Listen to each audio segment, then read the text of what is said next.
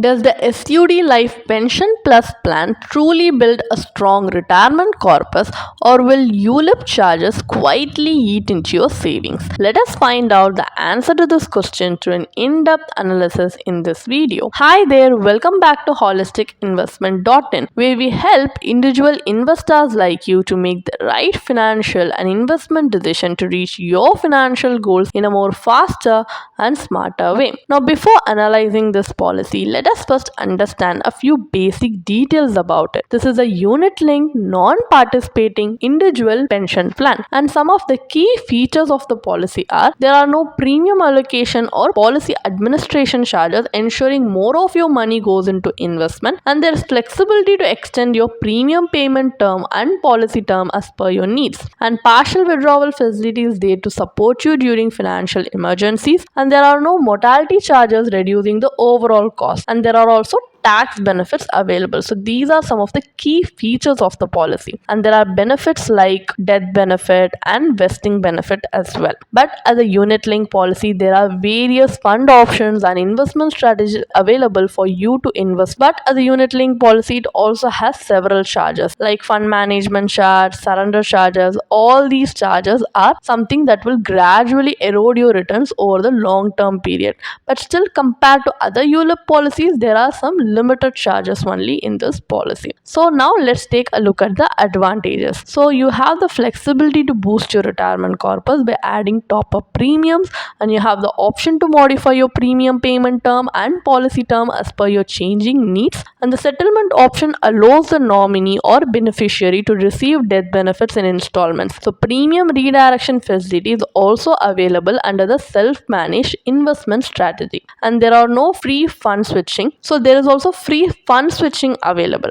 So these are some of the advantages. However, there are some disadvantages like no loan facility available, and there is a lock-in period of 5 years where you can only do surrender or partial withdrawals, which are permitted only after completing 5 full policy years, and the mandatory annuity purchase, which means your maturity proceeds must be utilized to buy an annuity. So these are some drawbacks that you need to keep in your mind before deciding to invest in this policy. Now, as we have a basic idea about this policy, let us move on to the analysis part of the video, where we are going to make an IRR analysis based on the benefit illustration given in the policy brochure to help us make a more informed decision. But if you still have doubts and you want to know more about certain aspects of the policy in detail, you can refer to the policy brochure. So here, for calculation purpose, let us assume that a 40-year-old male has opted for this policy with an annual premium of 1 lakh. The policy term is 20 years and the premium paying term is 10 years. The assumed returns of 4 and 8% per annum are just for example purpose. They are neither guaranteed nor indicative of the maximum or minimum returns, as the actual fund value depends on market performance and other factors. So at 4% per annum, the maturity fund value is 14.39 lakhs with an IRR of 2.37%. At 8% per annum, the maturity fund value is 26.18 lakhs with an IRR of 6.30% as per the policy's maturity calculator. So the returns from this policy are even lower than many traditional debt instruments. This defeats the purpose of choosing a market-linked product, as it slows wealth accumulation and risks leaving you with an insufficient retirement corpus. Additionally, the annuity payable at retirement will also be lower due to the reduced corpus. So there is no flexibility to utilize the accumulated fund freely, since annuity purchase is mandatory. So these factors collectively limit the suitability of this plan as an effective retirement solution. So now, as we know that this policy is not giving us the desirable outcome that we need, let us now move on to a comparative analysis where we are going to compare this policy return with other investment return.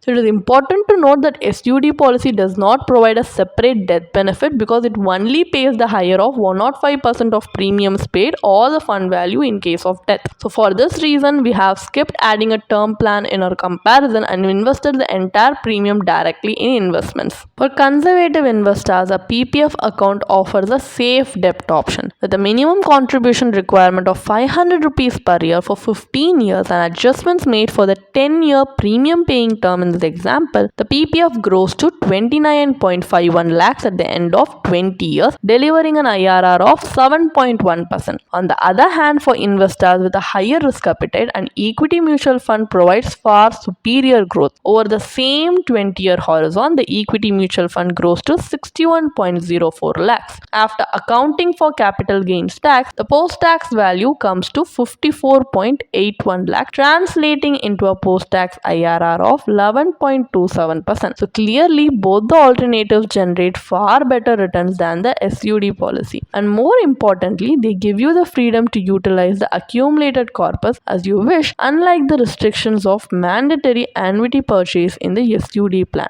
So this alternative strategy demonstrates that combining insurance and investment in a single product is not ideal, since separating the two offers superior returns, greater liquidity, and more flexibility, benefits that the SUD policy fails to deliver. What is the final verdict then? Is investing in the SUD life pension plus plan worth it or not? So you pay premiums for a limited period and the benefits are available or vested only at the end of the policy term. Importantly, only a portion of your premium is actually invested in the market, and that too after deducting charges. At maturity, you are not allowed to freely encash the fund value, as the proceeds must be used to purchase an annuity. So the potential return offered by this plan is not justifiable when weighted against the risk involved. Moreover, its long-term nature, requiring a minimum term of 15 years, does not provide returns proportionate to the commitment and risk taken, and it also has a huge high agent commission. So these poor returns, combined with restrictions on how the accumulated corpus can be used, significantly reduce the suitability of this policy. A more effective approach would be to separate insurance and investment. So to safeguard your family, it is advisable to opt for a pure term life insurance plan with an adequate sum assured. For retirement planning, you should focus on building a well-diversified investment portfolio tailored to your risk tolerance, ensuring better returns and flexibility. Retirement planning, however, is not one size fits all. Achieving your goal requires careful evaluation of your current financial position and your future needs. You can definitely check out the blog post we have posted on our website through the link in the description. And if you want to gain more professional guidance through a professional financial planner, you can choose to book a one-on-one complimentary consultation with one of our professional financial planner through the link in the description. Also, if you want to gain more investment and financial insights through the leading experts in the finance industry, we also conduct regularly free live webinars through which you can register and gain these insights. The link is in the description. Also, if you like this video, definitely hit like and subscribe to our YouTube channel so we can come up with more such financially beneficial content for you. Thank you for watching.